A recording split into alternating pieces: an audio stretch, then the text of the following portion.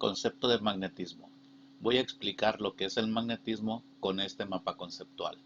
Empiezo con los imanes, parto de aquí. Los imanes son cuerpos con magnetismo.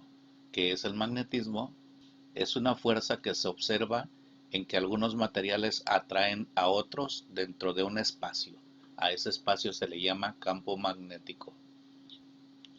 Los imanes pueden ser permanentes o temporales. Los permanentes a su vez pueden ser naturales, como la magnetita. La magnetita es la única sustancia que presenta magnetismo de manera natural. Y artificiales, que pueden ser tipo herradura, y estos están formados principalmente de acero. Tienen la característica de retener el magnetismo, pero también no son muy potentes. Los imanes temporales, por ejemplo los electroimanes, son potentes y los de tipo herradura no lo son. Los electroimanes tienen un campo magnético temporal y su intensidad va a depender del número de espiras y de la corriente eléctrica. Consiste en solenoides, bobinas pues, lo vamos a ver un poco más adelante. Es un conductor enrollado en una barra de hierro dulce.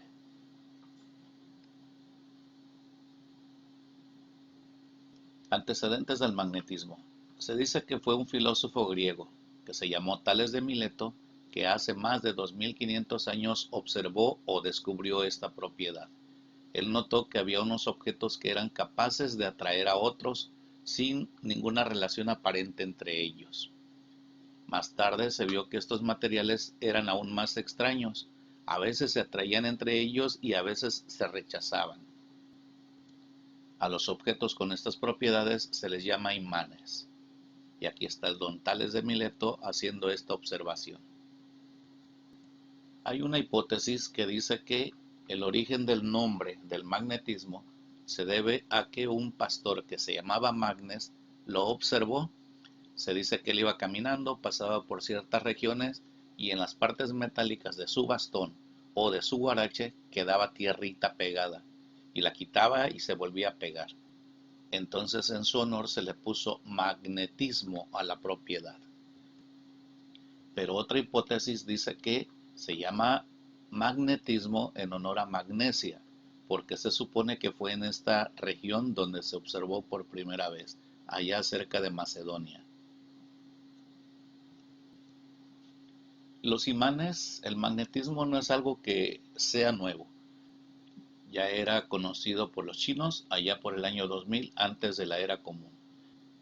Y la brújula incluso se conocía ya desde el año 800 después de la era común. Los griegos, en el año 720 antes de la era común, descubrieron que el hierro podía traer trozos de una piedra que llamaban magnetita. La magnetita la mencioné ya, es la única sustancia que presenta magnetismo de manera natural. Es decir, es el único imán natural. En 1269, un señor que se llamó Pierre Maricourt encuentra que todo imán tiene polos, que ahora les llamamos norte y sur, y que ejercen fuerzas entre sí, como las fuerzas eléctricas. Pero los polos magnéticos no se pueden aislar. Las cargas eléctricas sí. Puede haber un cuerpo cargado positivo y otro negativo. Los imanes no. No puede quedar un imán con el polo norte y otro imán con el polo sur. En 1819, Ørsted descubre que una corriente eléctrica puede afectar una brújula. Este es el origen del electromagnetismo, que es el próximo tema. En 1831, Michael Faraday encuentra que moviendo un aro de alambre en cercanías de un imán, aparecen corrientes eléctricas en el alambre. Es decir, estaba produciendo electricidad a partir del magnetismo. Más fundamentos para el electromagnetismo. Faraday, incluso lo mencioné en uno de los videos que ya les presenté, descubre el motor eléctrico a partir de esta observación. Alrededor de 1880, James Clerk Maxwell propone que un cuerpo eléctrico variable también produce un campo magnético. Vamos ahora con los tipos de imanes. Ya dijimos que las sustancias que presentan la propiedad del magnetismo reciben el nombre de imanes. qué sustancias son atraídas por los imanes: únicamente el fierro, el cobalto y el níquel, y las mezclas o compuestos en que aparezca alguno de ellos. Es decir, al oro, que es metal, al aluminio, que es metal, a la plata, que es metal, a todos los metales que me quieran mencionar, no los atrae. Ojo con esto. Si alguien contestara a la pregunta, ¿qué elementos son atraídos por un imán? Y la respuesta que dan es metales, es incorrecta. Porque de todos los metales, si no mal recuerdo, son más de 70 metales, solamente 3 son atraídos por los imanes. Los imanes pueden clasificarse en naturales y artificiales. De hecho, naturales no, sería natural, porque es una sustancia la que lo presenta. Esta se llama magnetita. Es la única sustancia que presenta el magnetismo de manera natural. Y es una mezcla de óxido férrico y óxido ferroso. Esa sería su fórmula química. Y los artificiales, como su nombre lo indica, pues se obtienen a partir de ciertos procesos y pueden ser temporales y permanentes. Son temporales cuando el fierro se combina con el 0.2% de carbono y se forma lo que se conoce como fierro dulce. Y los permanentes son aquellos en que en la mezcla hay fierro y del 0.2 al 1.7% de carbono. ¿Cómo puedo hacer que una sustancia se convierta en un imán? Es decir, ¿cuáles son las formas de magnetización? Las formas de magnetización son 3 y las vemos. Por contacto. Una sustancia tiene magnetismo, ya sea de manera natural o artificial, la ponemos en contacto con otra, se toca pues, termina por magnetizarse también la otra sustancia. No sé si las haya pasado, han guardado unas tijeras, hay tijeras que tienen punta magnética, o también los desarmadores, y los guardan junto con los clavos, y al cabo de un rato esos clavos, las agujas, se han magnetizado por contacto. Y aquí está representado. Un clavo dice yo no atraigo a nadie, y otros separados dicen pues nosotros tampoco. Sin embargo, cuando tocan al imán, ahora sí puedo atraer clavos, pero si dejo de tocar el imán pierdo mi propiedad, aunque esa propiedad la conservo unos minutos más. Por frotamiento, puedo hacer que una aguja se imante o se imane si la froto constantemente con un imán. Este frotamiento le va a dar magnetismo, pero temporal. Por inducción, puedo hacer que este fierro se magnetice sin tocar al imán. A eso se le llama inducción. El concepto de inducción también lo expliqué cuando vimos electricidad. Aquí se llamaría inducción magnética. Allá se llamaba inducción eléctrica. El magnetismo pasa por el aire o a través del aire y le llega al fierro. Y este fierro es capaz de atraer limaduras de hierro sin él ser un imán. Y también vamos a ver que hay inducción electromagnética. Más adelante la mencionaremos. Vamos ahora a ver algunas características de los imanes. Primera, un imán puede tener muchos polos, pero el mínimo son 2, un polo norte y un polo sur. Ese es el caso de un imán múltiple, digámosle así. Tiene varios polos, pero mínimo siempre tendrá 2, norte y sur. Los polos del mismo tipo de un imán se repelen y los opuestos se atraen. Similar a lo de las cargas eléctricas. Hagan memoria. Allá decíamos cargas iguales se repelen, cargas diferentes se atraen. Aquí diremos polos iguales se rechazan, polos diferentes se atraen. Aquí está representado. Es imposible aislar los polos magnéticos de un imán, ya lo había comentado. No se puede cortar un imán a la mitad y que un pedazo quede con el polo norte y el otro con el polo sur. No se puede.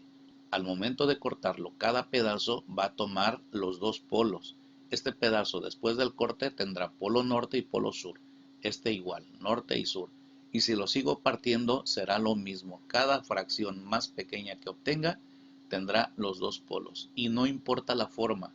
Vean, aquí se corta de manera diferente, no a la mitad, y sin embargo siempre se van obteniendo dos polos en cada fracción. Tercer característica, Un imán puede perder sus propiedades por golpes o por calentamiento. Es decir, si golpeo este imán, va a perder su propiedad magnética, o si lo caliento, ya no va a tener sus poderes como dice aquí. Cuarta característica. Los imanes pueden presentar muchas formas, los habrán visto. Pueden tener forma de herradura, pueden tener forma de barra, pueden tener forma circular, incluso esférica. Siguiente característica. La propiedad de atraer a otros materiales o ser atraídos por los imanes no es una propiedad general de la materia. ¿Por qué no es general? Porque no todos los cuerpos la presentan, solamente algunos. Ya mencionamos esto en diapositivas pasadas. Existen materiales que presentan transparencia magnética. ¿Qué quiere decir esto? Que el magnetismo puede pasar por ellos, lo que hemos estado comentando de los clavos. Alguna vez han jugado con los imanes y seguramente habrán hecho esto. A un imán le colocamos un clavo y a la orilla del otro clavo le ponemos el otro y pasa el magnetismo. A eso se le llama transparencia, porque el magnetismo pasa a través de ese cuerpo, es transparente magnéticamente hablando. Nuestro cuerpo inclusive presenta también transparencia magnética. Puede pasar el magnetismo a través de nuestro cuerpo. Otra característica de los imanes es la permeabilidad magnética. Hay sustancias como el hierro dulce que permiten que la energía magnética pase a través de ellos, pero no en medio. Por eso es de que este reloj no es afectado por el magnetismo.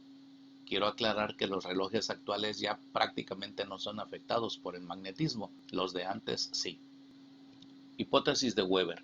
Esta hipótesis trata de explicar el por qué o cómo es que se forma un imán, cómo es que se produce el magnetismo. En una sustancia normal, por ejemplo el fierro, los átomos se encuentran así, distribuidos de manera arbitraria, no hay orden, desordenados pues. Sin embargo, por alguna forma de magnetización, de las que ya vimos, inducción, contacto, frotamiento, se reagrupan, se reacomodan los átomos y quedan así, todos los negativos de un lado y todos los positivos del otro, dando entonces origen a los polos magnéticos. Y aquí vemos lo anterior. Tenemos una sustancia, sus átomos, sus partículas están en desorden, se le frota y se reacomodan, se ordenan, como se ve allí. A las sustancias se les puede clasificar por su comportamiento y la clasificación sería así. Pueden ser ferromagnéticos o pueden ser magnéticos. ¿Cuándo son cada uno de ellos? Los ferromagnéticos son fácilmente magnetizables, es decir, se les puede hacer imanes de manera sencilla, fuertemente atraídas por un campo magnético y además son capaces de retener el magnetismo. Pueden tener magnetismo permanente. Por ejemplo, el hierro, el níquel y el cobalto. Y los no magnéticos pueden ser paramagnéticos o diamagnéticos. En el caso de los paramagnéticos, son débilmente atraídos por un imán. Ejemplo, el aluminio, el magnesio y el estaño. Y los diamagnéticos son repelidos, rechazados débilmente por un imán. ¿Quiénes son estos? El oro, el cobre y la plata. ¿A qué se le llama campo magnético? Al área, al espacio, a la región donde un imán ejerce su influencia. Cuando ustedes juegan con un imán, se habrán dado cuenta de que lo atrae cuando lo acercan lo suficiente. Si lo separan, la atracción desaparece. Líneas de campo magnética. Son estas que se ven en la imagen. Son líneas imaginarias, no son visibles. Pero si le colocáramos encima una hoja de papel y rociáramos sobre esta limadura de hierro, observaríamos que se forman líneas como estas encima de la hoja. Por convención, es decir, porque así se combinó, porque así se decidió, salen del polo norte, N, y entran por el polo sur, S. Vean ahí, salen del norte y entran al sur. Las acciones magnéticas son más intensas donde están más juntas. Aquí ven, aquí es donde hay más acción magnética, donde es mayor el campo magnético. Espectro magnético. El espectro magnético es el conjunto de líneas, todas estas. Esa forma que toma se le llama espectro magnético. No se espanten. No tiene nada que ver con la definición que a veces le damos de espectro. Decimos que espectro es algo fantasmal, algo horrible, no sé. No, nada que ver. El espectro magnético es esto.